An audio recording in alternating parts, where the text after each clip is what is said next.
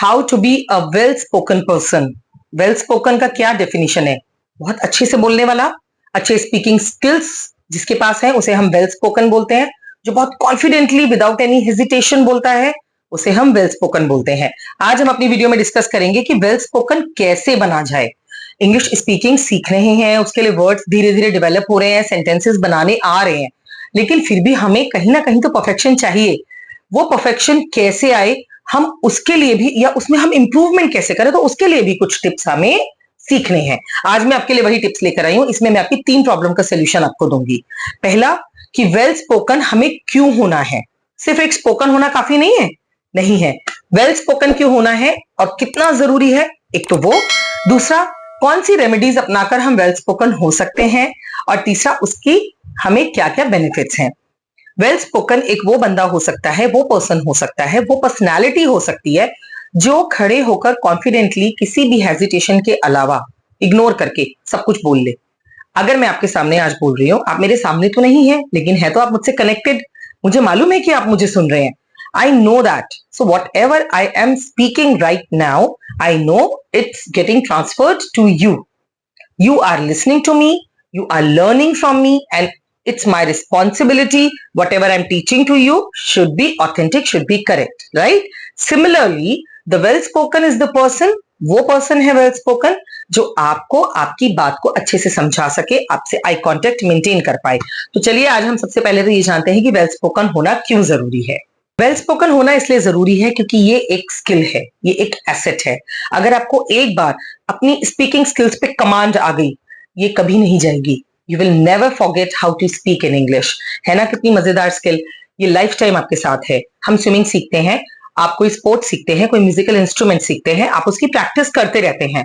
अगर बहुत सालों तक आप उसकी प्रैक्टिस नहीं करेंगे तो शायद आप भूल सकते हैं।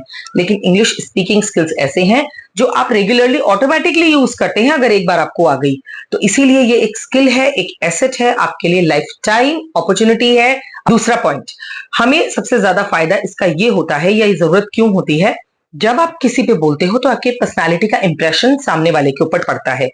उसके लिए आपको स्पीकिंग स्किल्स बहुत जरूरी है और वो भी correct speaking skills. So to give the best impression upon others in their mind about you is called the well spoken person. Well spoken होने का क्या एग्जैक्टली मीनिंग है ये मैंने आपको बता दिया, क्यों इसकी नीड है। अब हमें क्या करना चाहिए वेल स्पोकन बनने के लिए, अब हम वो डिस्कस करते हैं। फर्स्ट ऑफ ऑल, आप जो बोल रहे हो ना उसको रिकॉर्ड करो। रिकॉर्ड करना इसलिए जरूरी है क्योंकि आप अपनी आवाज को खुद सुनोगे and then you will have the feedback on your own कि अरे यार यहां तो मैं गलत था, ये चीज मैं अगर थोड़ा सा ऐसे बोलता तो मुझे कितना अच्छा इसका फीडबैक मिलता, या मैं कितना अच्छा इंप्रेशन इस पर पड़ता, या मैंने अगर इसी चीज को इतना स्लो होकर बोला होता तो ये ज्यादा अच्छा जाता। तो फर्स्ट ऑफ ऑल अपनी आवाज को रिकॉर्ड कीजिए और उसको सुनिए। Keep tracking your speed. How fast do you speed, how slow do you speed, how loud you are, how slow you are. First of all you should be audible. क्या मैं आपको ऑडिबल हूं? Yes of course. आपको जो चीज Audible है means जो आपके सुनने लायक है, जो आप सुन पा रहे हैं। अगर मैं आपको क्लियरली ऑडिबल हूं तो इट मींस आप मुझे ठीक से सुन रहे हैं, आपकी लिसनिंग स्किल्स परफेक्ट हैं। आपको सबसे पहले अपनी स्पीड पे ध्यान देना है। ये नहीं कि बस आप फटाफट से ABCDEFGHIJKLMNOPQRSTUVWXYZ आप में बीच में कोई कोई वर्ड मिस कर दिए, लेटर्स मिस कर दिए। सिमिलरली अगर कोई सेंटेंस आप बहुत रैपिड बोलेंगे क्योंकि आपने उसको मेमोराइज किया है और आप जल्दी जल्दी बोल रहे हैं, अगर आप उसे इतनी जल्दी बोलेंगे तो ऑफ कोर्स आप एक या दो वर्ड की मिस्टेक करेंगे। करेक्ट मीनिंग उस सेंटेंस का आपके लिसनर्स को नहीं जाएगा। So monitor your speed of speaking, monitor your breathing. आप हाफ तो नहीं रहे हैं, आपको एक्सर्शन तो नहीं हो रहा है बोलने में, ये भी आपको ध्यान रखना है। Because the air you release from your mouth in pronunciation of any word that will go according to your breathing. So right, जैसे आप सांस लेते हो, हवा को छोड़ते हो, प्रोनाउंसिएशन उसी वे में जाती है, तो उसका भी आपको ध्यान रखना है। नेक्स्ट, आपको अपनी टोन एंड वॉल्यूम, जो मैंने आपको बताया कि आप ज्यादा लाउड नहीं होना है, टोन आपकी जो है वो बहुत सॉफ्ट और पोलाइट होनी चाहिए। बिकॉज आप किसी को डांट नहीं रहे हो, या फिर आपकी इतनी स्लो भी नहीं होनी चाहिए कि वो सामने वाले को समझ ही नहीं आ रहा कि आप कहना क्या चाह रहे हो। So you have to focus on your tone and volume also. Be careful for filler words.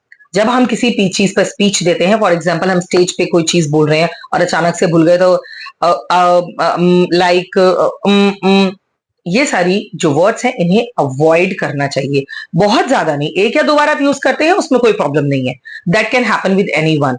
ये तो आप नेटिव स्पीकर्स के मुंह से भी सुन सकते हैं कि मैनी टाइम्स जब वो इंटरव्यू देते हैं तो कई बार वो का यूज कर लेते हैं, बट अगर इसका यूज आप रेगुलर कर रहे हैं, ऑफन कर रहे हैं, तो इट मीन्स आप कॉन्फिडेंट नहीं है whatever you are speaking, so you have to take care of the filler words, right. Listen to the native speakers, ये सजेशन मैं अपनी हर वीडियो में देती हूँ। नेटिव स्पीकर्स को सुनने से हमें वर्ड की करेक्ट प्रोनाउंसिएशन, करेक्ट उसको कहने का तरीका करेक्ट है या नहीं है, या फिर आपको लगता है कि इसे हमें किस तरह के वर्ड्स को यूज करके एक्सप्रेस करना चाहिए, ये चीजें सीखते हैं।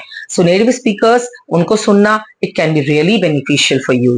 Practice public speaking, don't leave speaking in front of others. ये नहीं कि सिर्फ कमरे में बंद होकर आपने सेल्फ प्रैक्टिस सीखी, वो भी जरूरी है, self talk is also important, वो भी मैं अपना अगले पॉइंट में आपको एक्सप्लेन करने वाली हूँ। सेल्फ टॉक क्यों इंपॉर्टेंट है, चलिए पहले इसी को समझ लेते हैं। सेल्फ टॉक करने से आपको कॉन्फिडेंस आता है कि आपको कोई इस टाइम जज नहीं कर रहा है, आपको कोई क्रिटिसाइज नहीं करेगा, कोई वर्ड गलत भी निकल गया तो डरने वाली कोई बात नहीं है। इनिशियली अगर आप प्रैक्टिस कर रहे हैं तो ये चीज बहुत अच्छी है, लेकिन अगर साथ साथ आप अपने पीयर ग्रुप में या अपने फ्रेंड्स के ग्रुप में, अपने नेबर्स में, पेरेंट्स में, फैमिलीज में, या कोई भी रिलेटिव्स या जो भी एक अच्छा स्पीकर है, अगर आप उसके सामने भी बोलने की प्रैक्टिस करते रहेंगे तो उसको सुनते रहना और बोलते रहना, साइमल्टेनियस दो वर्क होंगे, तो आपकी जो प्रैक्टिस है वो और ऑथेंटिक होगी, आपकी स्पीकिंग और फ्लुएंट होगी, आपका कॉन्फिडेंस दिन बर दिन बढ़ेगा, आपकी हेजिटेशन एकदम रिमूव हो जाएगी। जब आप डिस्कस करेंगे तो आप एक ग्रुप डिस्कशन का पार्ट होंगे, और वो भी बहुत इंपॉर्टेंट है। ग्रुप डिस्कशन से हमें नए वर्ड्स मिलते हैं, नई दिशाएं मिलती हैं, नए सजेशंस मिलते हैं, और हम कॉन्फिडेंट होते चले जाते हैं। कॉन्फिडेंस आने का मतलब है रिमूवल ऑफ हेजिटेशन, और अगर हेजिटेशन आपकी चली गई है तो you are becoming the improved speaker. So be fluent, keep practicing these points, keep them in mind and be thoughtful. Everyday practice is the key word. मैं बोलती रहती हूं कि आपकी इंग्लिश तभी आएगी, आप कितना भी वीडियो सुनिए पढ़िए, लेकिन आपको डेली की डेली जो प्रैक्टिस करनी है वही आपको इसमें परफेक्शन देगी। डेली बोलने वाले लोगों को डे बाय डे उसमें इंप्रूवमेंट खुद से दिखाई देता है। सो चलिए मिलते हैं नेक्स्ट वीडियो में। Take care, keep practicing, bye bye. Thanks for watching. Subscribe to our channel.